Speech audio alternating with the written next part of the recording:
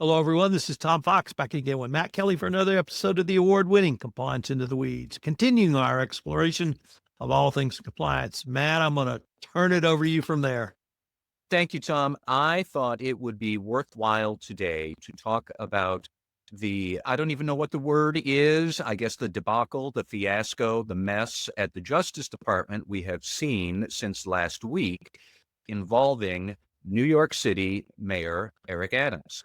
And as many listeners might already know, especially anybody who lives in New York, Mayor Adams is under indictment for fraud. He was indicted by the Justice Department last year for taking lavish gifts and improper favors and whatnot from, I believe it was the government of Turkey, in exchange for doing favors. I think before he was elected mayor, but maybe also when he was elected mayor. The exact details of the fraud charges are somewhat irrelevant here, to the point that Mayor Adams had been indicted for fraud by the New York District Attorney for the Southern District, SDNY, last year. And then last week, the Justice Department, after much signaling and flirtation with Mayor Adams, said that it wanted to drop the fraud charges pretty much expressly so that Mayor Adams could help the Trump administration with Trump's deportation regime. And there's a whole lot of undocumented people living in New York City that Trump administration wants to ship out. And so the quid pro quo would be that they would drop the fraud charges against Mayor Adams. And in exchange, Mayor Adams would then have local New York City law enforcement help the Justice Department and Homeland Security, I guess, with their deportation efforts in New York City. And Tom, this is where it got astonishing, is that the acting Deputy Attorney General, Emil Bove, who is ultimately has been nominated to be the number 3 at Justice. However, right now he's number 2 because the number 2 nominee, Todd Blanche, has not yet been confirmed. But Emil Bove, formerly Donald Trump's private criminal attorney in Trump's own convictions last year, or his trials last year, Emil Bove directed that the SDNY drop the fraud charges against Mayor Adams, and they refused. And the district attorney for New York, who was the acting district attorney, a Trump appointee from a couple of weeks ago, Danielle Sassoon, she refused. She resigned. Then it fell to several more prosecutors in SDNY. They refused. They resigned. Ultimately, 6 different federal prosecutors resigned by, I think it was last Thursday. Then the drama notches up even more because the press reports say that Emil Bove then got all of the Justice Department public integrity attorneys who are involved in arguing, pressing corruption cases, got them all in a room and said, one of you is going to sign this dismissal order or you will all be fired, and you have an hour to figure it out. Ultimately, then, one of them did volunteer to sign the dismissal order, allegedly so that he would spare all of his other 29 or 30 colleagues from getting fired. Supposedly, those people all consider this person a hero. The dismissal is actually still up in the air right now because the federal judge overhearing this wants more hearings about whether this is legit or not. Anyways, Tom, this is just an astonishing example of dysfunction at the Justice Department. And I think that matters to compliance people for 2 reasons. Number one, yet again, we have the Trump administration giving a counterexample of how not to run an ethics and compliance capability in your organization. None of what we witnessed last week would ever fly in a private company. But number 2, I think it has bearing for whatever the Trump administration will eventually do about, say, guidelines for a compliance program. Sooner or later, this Justice Department is going to issue new guidelines for an effective corporate compliance program. And I got to say, who cares? Because seriously, why would you trust anything this department now says when you watch what they do? And what they're doing pretty nakedly is quid pro quo, that they have for the last 20 years have said, if a company did this with the foreign government, you would be in it up to your eyeballs. And now they've just turned around and done it domestically. And it's just such an astonishing collapse of integrity from the Justice Department, which corporations do deal with on a regular basis. And it makes your head spin here on the corporate side of ethics and compliance.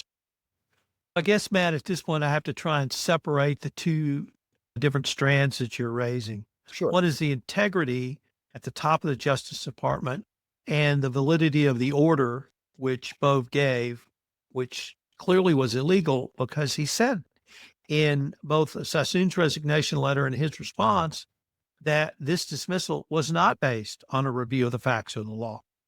And so there had to be for another reason. And he articulated that reason, which was, as you said, a trade-off. So Mayor Adams would do the Trump administration's bidding on immigration in New York. Clearly unprofessional, clearly illegal. And so now the district court in New York has to take up that topic. But I want to really try to separate what we might get from the Department of Justice in the way of guidance. Some say that the evaluation of corporate compliance programs should have been formal guidance subject to the rulemaking process of the Administrative Procedures Act. It was viewed as something different, not guidance, but an evaluation of corporate compliance programs. As it said, it started in 2017 with a list of questions by Wei Chen and has expanded out since then. So assuming that they get rid of that, what's left? If a conference wants to have the department come and talk about, you got the sentencing guidelines, that's your guidance, that's information we need. If they're going to say the 2012 FCPA resource guide and the 2020 update are our response to the legal mandates of the Foreign Corrupt Practices Act to provide guidance, and they will stay in place, that's information that a compliance professional can use.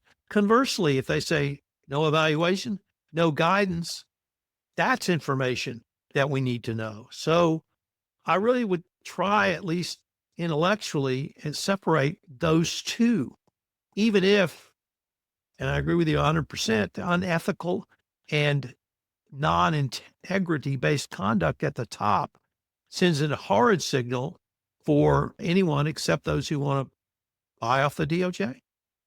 So you're right that we should disentangle these two threads, and let's stick with them one at a time. I'm going to stick right now with what actually is happening in the Justice Department and the sort of the lessons or the parallels that ethics and compliance people really, you can't help but draw. Think of how often we have said here in corporate compliance land, either we, talking heads like you and me, Tom, or other compliance executives, or even Justice Department people when giving a speech, they have said something like the tone at the top matters, which is true, but even more so is the mood at the middle. And I've been thinking about that phrase, mood at the middle, a lot over the last couple of days, because in this example with Mayor Adams, the middle would have been the U.S. Attorney and the federal prosecutors and the Public Integrity Division at Main Justice. Those prosecutors are the middle, and they all just quit or were seriously considering quitting, and others who are continuing to quit as of today when we're recording.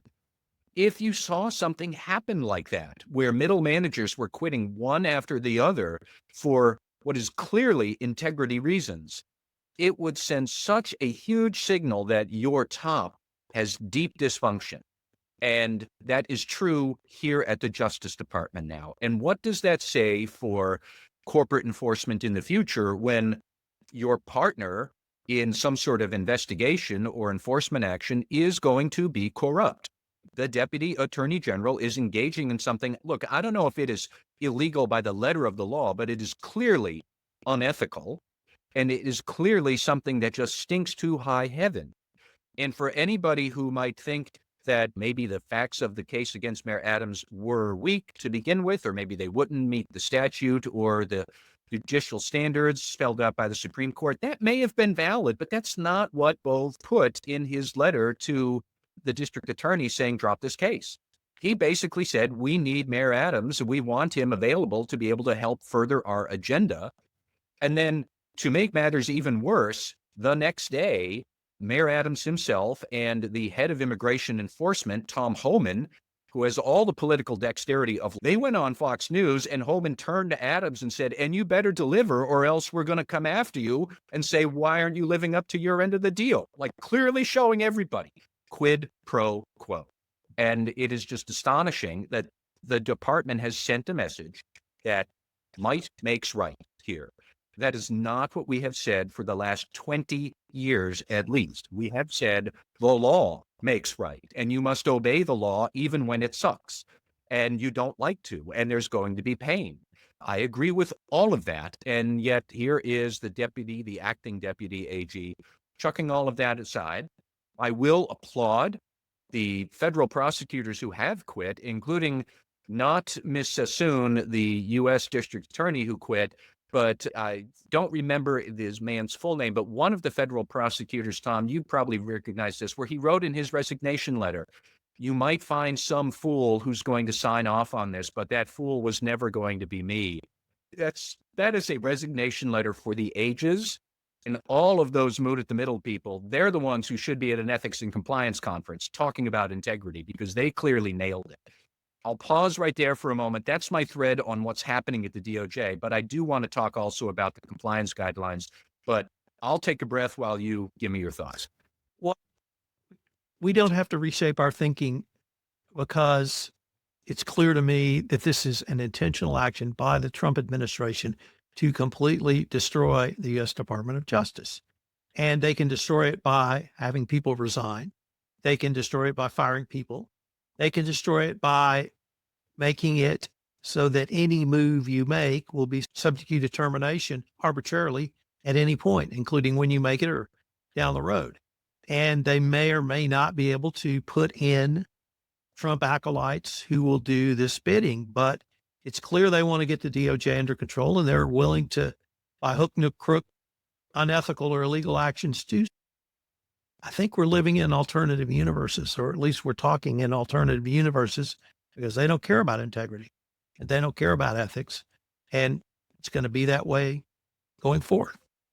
And that brings me back to the other thing that I had thought about a lot. If we are at some sort of compliance or legal industry conference, and to be clear, I love those conferences and I know that they are painstakingly built up and put together. Are we really supposed to have Justice Department people come and give us a lecture about the importance of ethics and compliance anymore? Because, like, why? Why are you, Justice Department person, why is it going to be worth our time anymore to hear you lecture us about the importance of a strong tone at the top and an importance of having a strong compliance program if this is how you carry that out in practice? Tom, you had mentioned earlier the evaluation guidelines for an effective compliance program. I do have a couple of thoughts about that. First, Well, before you get to, I will tell you why it's important. Because anytime someone speaks, it's information. And they can say things that are information, or they cannot say things that are information. And pre-election 2024, everything Donald Trump said was information. He precisely communicated exactly what he was going to do. A lot of people say, let's bluster, or he's just being Trump. no. And so if someone comes and speaks to us, the greater we compliance community, that is information. And that it could be information that they affirmatively say. It could be information that they don't say. And that's why I think we need to engage and they need to speak. I got to say, I disagree that I don't think from here forward, if they stand up and start talking, they're not imparting any information because what they're saying can't really be believed. I would pay more attention to what they do than what they say. Or maybe you raised a good point about if what they don't say is also information. In that case, they might as well just stand up there for 20 minutes and be silent because that's really all I'm ever going to take away from their words now anyways. The compliance guidelines, I don't think that you, as a practical matter, I don't know that you could put them out through a rule and publication and advice and comment process because an agency needs to do that. But a compliance program, it serves multiple purposes for multiple agencies. I wouldn't be surprised if we see the compliance guidelines rescinded entirely. On the other hand, they would be doing that, I guess, as part of the anti-FCPA executive order Trump issued. But you need compliance capabilities for any number of civil matters or criminal matters. So if the Justice Department rescinds it, but the Health and Human Services Department leaves it up, are how are you supposed to interpret that? And ultimately, let's all remember a good corporate compliance program is dictated by the federal sentencing guidelines anyways. I don't think they're going to change anytime soon. That's a big, laborious process beyond the reach of the Justice Department. So I don't know, but I do keep coming back to the idea that what are they going to do? Go on and lecture us for 20 minutes, and then after that, they're just going to investigate a political enemy anyways, or they're going to hit up somebody for a payoff, or do me a favor and we'll do you a favor. And at that point, what are you talking about? Now, I also want to be clear that you should still go to compliance conferences. You should still hang out with your peers. And why? Because good compliance capabilities are useful anyways, regardless of what the Justice Department is or isn't going to say or do about corporate enforcement. So there's plenty of reason to still think about and invest in a strong compliance department, even if right now Emil Bove is clearly taking a torch to all of the credibility of the department. And I don't know how it's going to ever be rebuilt. But nonetheless, I keep coming back to the idea that they've basically said might makes right. And if you believe that, which I don't, but if you do, all the essence and the need and the point of an ethics and compliance program goes away. The whole point of that is there are things that are inherently right, such as good ethical values, obeying the law, all of that stuff. And clearly, they've got other thoughts at the department right now. And it's just about what can you do for Donald Trump? And yes, Eric Adams probably could do something for him.